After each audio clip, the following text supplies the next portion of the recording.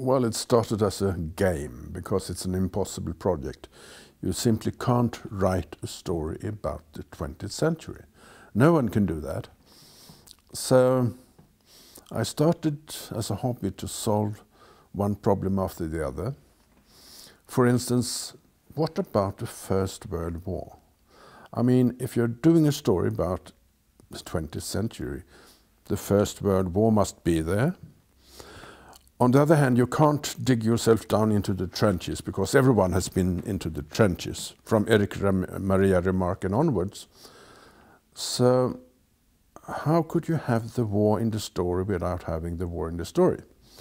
It's a difficult problem, and I suppose it took me a year or two to figure out a way to do it. That is to say, let's play the First World War in Africa instead of on the European theatre.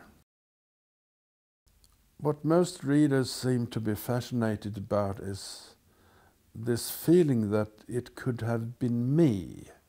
If I were there, I might have thought this way.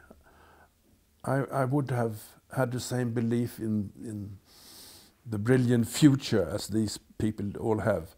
They live in an area, you see, when everybody's convinced there will never be any more wars in the human history.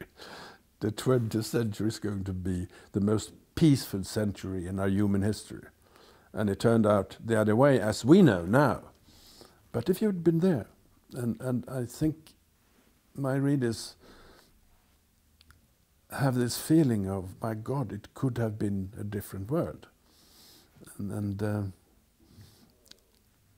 if I would have been able to choose a reaction from my readers, this would have been the one.